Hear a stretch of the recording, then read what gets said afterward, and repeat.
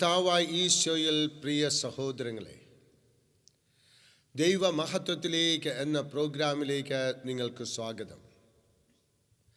അവൻ മൂന്നാം പ്രാവശ്യവും അവനോട് ചോദിച്ചു, യോഹന്നാന്റെ പുത്രനായ ശിമയോനെ, നീ എന്നെ സ്നേഹിക്കുന്നുവോ?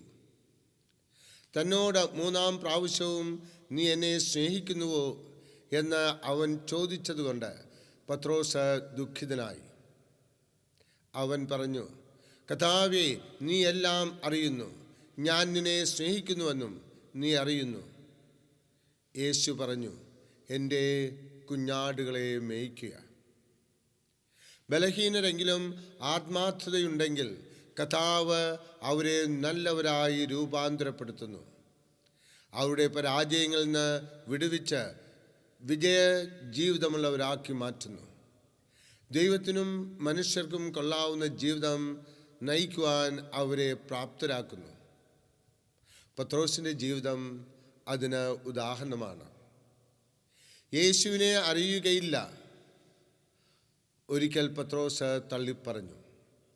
മറ്റൊരു അവസരത്തിൽ യേശു പത്രോസിനെ തുറന്ന് ശാസിച്ചു, നീ ദൈവീകമല്ല ജഡീകമത്രേ ചിന്തിക്കുന്നത് എന്ന് പറഞ്ഞ് ഒരിക്കൽ വെള്ളത്തിന്മേൽ നടക്കാനിടയാക്കിയെങ്കിലും താണുപോയി.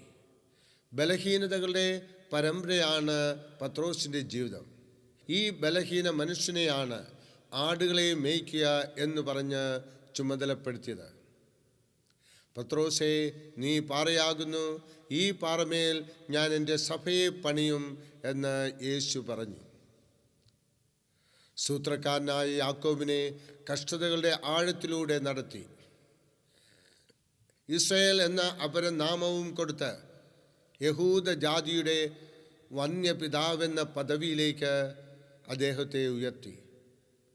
ഈജിപ്തിൽ അടിച്ചുകൊന്ന മണലിൽ മറവ് ചെയ്ത കൊലപാതകനായ മോശയെ ഇസ്രായേലിൻ്റെ നേതാവായി ഉയർത്തി.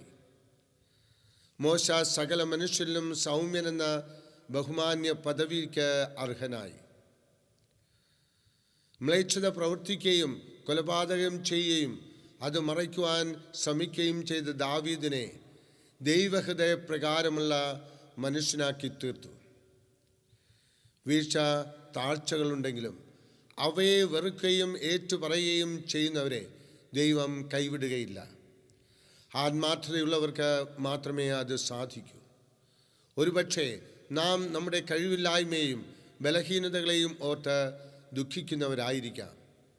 ജീവിതം ഇന്നും ശരിയായിട്ടില്ലല്ലോ എന്ന് ചിന്തിച്ച് ദുഃഖിക്കുന്നവരുണ്ടായിരിക്കാം. പത്രോസിൻ്റെ ജീവിതത്തെ രൂപാന്തരപ്പെടുത്തിയ കർത്താവിൽ വിശ്വസിച്ചാശ്രയിച്ചാൽ നമ്മുടെ പരിതാപകരമായ നിലയിൽ നിന്ന് നമ്മെ കർത്താവ് ഉയർത്തും. കർത്താവായ ഈശോ നമുക്ക് ഓരോരുത്തർക്കും ആത്മാർത്ഥതയെന്ന ഗുണം തരട്ടെ. നമ്മുടെ ജീവിതത്തിൽ ആത്മാർത്ഥതയോടുകൂടെ ജീവിക്കുവാനായിട്ട് സാധിക്കട്ടെ. അത് വലിയ ദൈവാനുഗ്രഹമായി നമ്മുടെ ജീവിതത്തിലേക്ക് കടന്നു വരും. അതിലൂടെ നമുക്ക് ജീവിതത്തിൽ വിജയം പ്രാപിക്കുവാനായിട്ട് സാധിക്കും. അതിനുള്ള കൃപ കർത്താവായ ഈശോ IMS നിങ്ങൾക്ക് നൽകട്ടെ. ആമേൻ.